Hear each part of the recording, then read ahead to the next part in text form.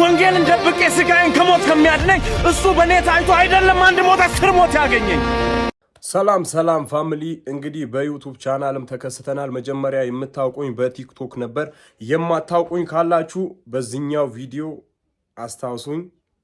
አሚና ተበላክ ምንድነው? መጽሐፍ ቅዱስ የያዘው ሁሉ እየተገደለ ነው። መጽሐፉን ደብቀው ማለት ሞትን ፈርቼ ይሄን ደብቀው? እንዴት ብታስብ ነው አፈም ሞልተ ደብቀው ብለ የምትናገረው?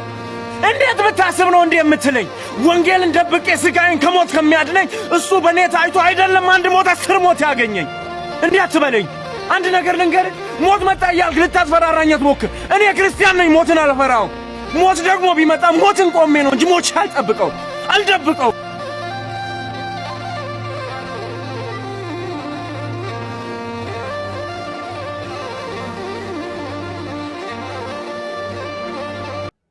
እንዳያችሁት ነው። ሁላችሁም በዚህኛው ቪዲዮ ነው የምታውቁኝና ሌላም ብዙ የሰራሁት ቪዲዮ አለ። በቲክቶክ የማታውቁኝ ካላችሁ አሚና ብላችሁ ሰርች አድርጋችሁ እኔም ማግኘት ትችላላችሁ። እና በተረፈ የዩቲዩብ ቻናሌንም ሰብስክራይብ እያደረጋችሁ እንግዲህ አበረታቱኝ።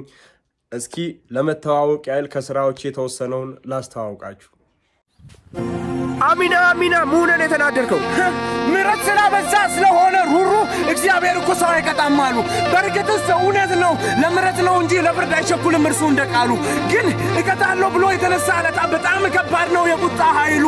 እወቁ እንጂ ምሕረት ቸርነቱ ፍቅር ራእዩ እጅግ ስለበዛ አይቀጣም አትበሉ። እግዚአብሔር ሲቀጣ ጨካኝ ነው በውኑ። አስተውሉማ፣ ለአንድ ልጁ እንኳን ያራራለት ጌታ ሊቀጣ ወስኖ ትዕግስቱን ጨርሶ የተነሳ ዕለት ከኖህ ዘመን ውሃ ከሎጥ ዘመን እሳት እግዚአብሔር ይችላል አስበልጦ መቅጣት። አትርሱ፣ እግዚአብሔር ይቀጣል።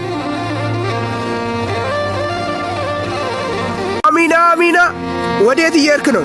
ወንጌልን ልሰም። ወንጌል እኮ አብቅቶለታል አሉ።